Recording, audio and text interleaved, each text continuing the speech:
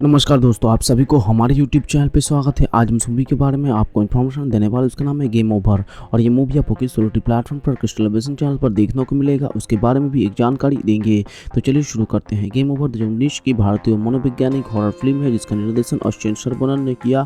WYN2 studios और Reliance entertainment पर निर्मित फिल्म में तापसी पन्नू ने PTSD ने पीड़ित एक महिला की भूमिका निभाई है जो रहस्यमय घुसपैठियों से अब अपने घर की रक्षा कर रहे हैं।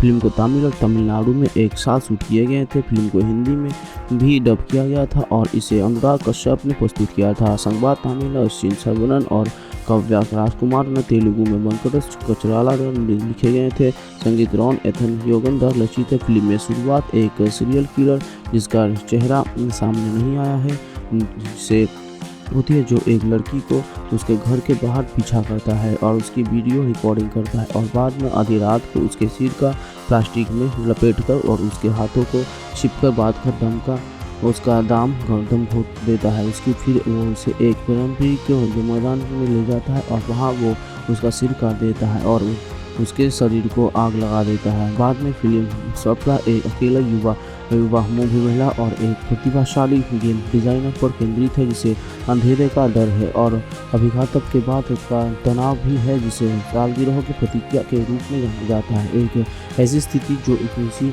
दर्दनाक घटना की सालगिरह के आसपास सस्ती भावनाओं की ट्रिगर करती है। सप्ताह के लिए ये उसके साथ हुए बलात्कार की भयानक याद है जो पिछले नए साल की पूर्व संध्या पर हुआ था।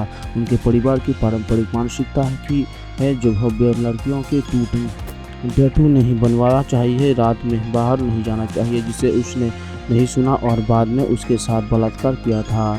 बाद में उसे सांत्वना देने के बजाय वे उसे पर इस त्रासदी का दोष मरने रहे और उसकी बात नहीं सुनी। इस वजह से उसने अपने माता पिता को छोड़ दिया। तब से उसने उनसे कभी संपर्क नहीं किया गया और अपनी घरेलू नौकरानी कलम्मा के साथ एकांत जीवन व्यतीत करते हैं जो उसके साथ ही रहती है।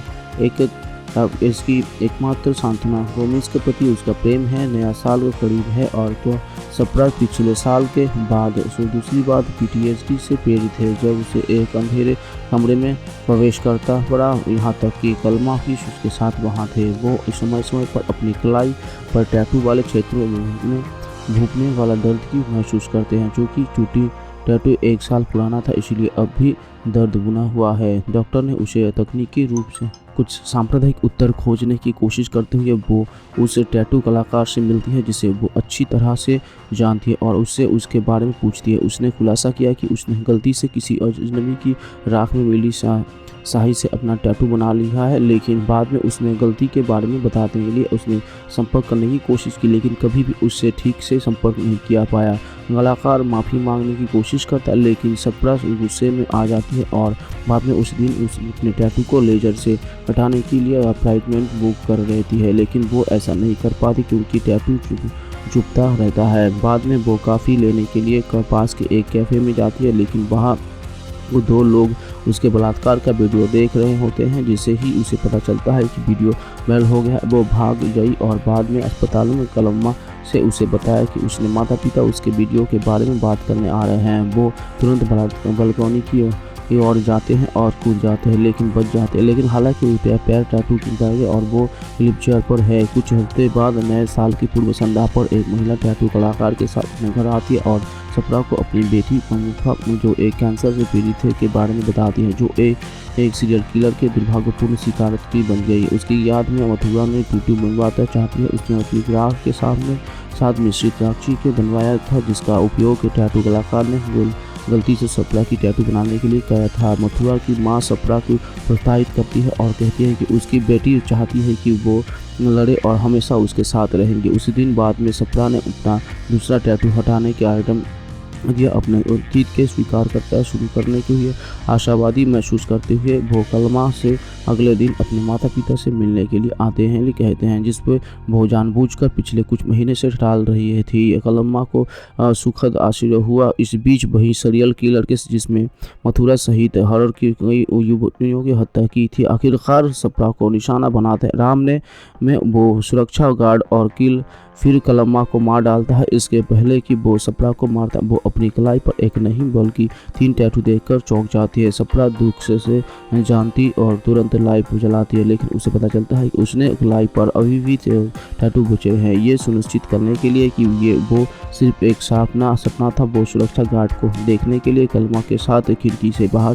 देखती है कि लेकिन जमीन पर उसका सिर विहीन सड़ी देखकर वे भयभीत हो जाते हैं। वही घटनाएं घटित होने के डर से वो समय से पहले पुलिस को बुलाते और कलम्मा के साथ अपने कमरे के अंदर उनका इंतजार करते। लेकिन जब कोई उसका सिर की इसके बाहर से कमरे के अंदर जाता है तो उन्हें वहां से जाने के लिए मजबूर होना पड़ता है। लेकिन स्वरूप में हत्यारे को उनका इंतजार करते हुए देखते हैं। वो कलम्मा को मार देते और लेकिन वो पुलिस अधिकारी जो अभी भी आए थे खिड़की से बाहर से हत्यारे को पहचानने में उसे गोली मारने की सक्षम है। ऐसा लगता है कि सप्रा को बचा लिया गया है और उस एक पुलिस अधिकारी पुलिस स्टेशन ले गया, जबकि दूसरा पीछे रहता है और बैकअप के लिए कॉल करता है। जैसे ही वाहन चल रहा होता है ये हत्यारे द्वारा उसके लगाए गए बम से फट जाते हैं और वो ये खुलासा करते हुए हत्यारे को और उसके लिए वो इससे सप्रा को अपने अंतिम जीवन की सोच लेते हुए जगाते हैं। वो थोड़ा संघर्ष करते हैं, लेकिन वो इस बार हत्यारे को ध्यान आकर्षित करने के लिए उसने रोशनी नहीं जलाई। अंततः इस प्रक्रिया में उसके अंधेरे के डर पर काबू पा लिया, जबकि हत्यारे जिन्होंने अभी भी सुरक्षा गार्ड का सिर काटा था अपना स्थल लेने थे। वो एक दिन बाहर मुख्य दरवाजा एक उसके कमरे की खिड़की के बाहर और एक छत पर वो और कलम्मा पहले पुलिस को बुलाती और फिर पुलिस के पहुंचते कि हत्यारे को उसके कमरे की खिड़की के बाहर जलाकर मार डालते के सफल हो जाते। छत पर मौजूद हत्यारे के कलम्मा को सीढ़ियों से नीचे धकेल दिया, जिसमें वो गंभीर रूप से घायल हो गई, जबकि 2 पुलिस अधिकारी को मुख्य दरवाजे को बाहर हत्यारे में मार डाला। जब बुलंद रूप में हत्यारे सप्रा को नशा बनाते हैं जो सीढ़ियों के नीचे लेटी हुई कलम्मा की मदद के लिए आई थी, लेकिन सप्रा ने अपनी व्हील चेयर के वो पायदान के उसके सिर पर कई बार करके उसे भी मारने की सफल हो जाती है। छत पर मौजूद तीसरा हत्यारा अब नीचे आता है और सप्रा को तेजी से रेंगते हुए अपने कमरे में लेती जाती है, लेकिन हत्यारा उसके पीछे प्रवेश करता है और दरवाज़ा बंद कर लेता है। वो सप्रा की गर्दन पर छुरी भोंककर उसे वीडियो कैमरे से रिकॉर्ड करता है, लेकिन सप्रा कांच के टूट हुए टुकड़े से उसके गर्दन पर वार करते हैं, सफल हो जाते हैं। अब अंत में सभी हत्यारे मारे जाते हैं और कलम्मा अभी भी जीवित है। सप्रा भावनाओं से अभिभूत है क्योंकि ये नए साल के लिए आकाश में आतिशबाजी की जाती है। सप्रा के रूप में तापसी पन्नू, सप्रा की घरेलू नौकरानी के कलम्मा के रूप में विनोदिनी, मनोचिकित्सक के रूप में अनिशा कुर्बिला, चंचना नरदराजन और मुखा तमिल ने, अमृता तेलुगु में रूप में, वर्षा के रूप में, नरामा सुब्रमण्यम के रूप में। फिल्म 4 साल के अंतराल के बाद अभिनेत्री तापसी पन्नू की तमिल फिल्मों में वापसी का प्रतीक है। फिल्म का फर्स्ट लुक पोस्टर 10 अक्टूबर 2018 को जारी किया गया, जिसमें तापसी व्हील चेयर पर बैठी हुई थी और उसकी पैर पर प्लास्टर बना हुआ था। फिल्म की शूटिंग अगले दिन है 11 अक्टूबर 2018 को शुरू हुई। मन्नू के व्हील चेयर का उपयोग करने के बुलाकी की भूमिका निभाई है और गहन परीक्षण के लिए भी करते हैं और इसके बाद वो और उसके दोस्त मिलकर उसके साथ एक नया जीवन चलने के लिए करते हैं। और उसके बाद तापसी पन्नू और उसके लिए 2018 की पूरी हुई थी। आखिरकार फिल्म स्कोर रॉन इथन के द्वारा रचित है, जिन्होंने माया और करवालम के अश्विन सरवणन के साथ काम किया था। संगीत अधिकार प्रोडक्शन कंपनी के किया था। संगीत और ये YN म्यूजिक द्वारा नियंत्रित किए गए थे, जिसमें वीडियो उनका डिजिटल पार्टनर था। आधिकारिक साउंड ट्रैक एल्बम 24 अगस्त 2019 को संतोष नारायण द्वारा रचित किया गया था। एल्बम में 23 गाने हैं, 67 मिनट तक चले हैं। फिल्म का आधिकारिक टीजर 15 मई 2019 जारी किया गया था। फिल्म का ट्रेलर 30 मई 2019 को धनुष राणा,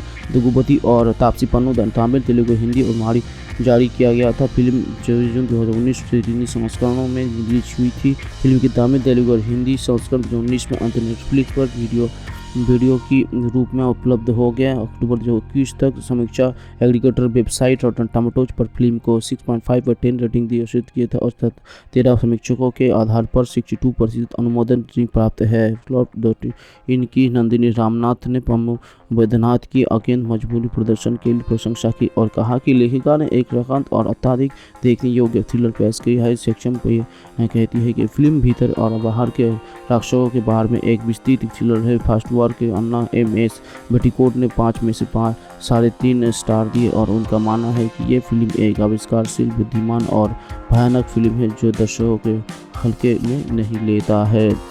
तापसी पन्नू के प्रदर्शन और अश्विन सर्वनन के निर्देशन की प्रशंसा करते अन्ना कहते हैं कि गेम ओवर उतना ही क्रिस्ट और प्रतीक है जितना एक थ्रिलर हो सकता है। न्यूज़ 18 की प्रियंका सिन्हा ने झा ने इसे 3.5 स्टार दिए है और कहा है कि 5 में से फिल्म को अपने असाधारण फिल्म तैयार के साथ बताते हैं।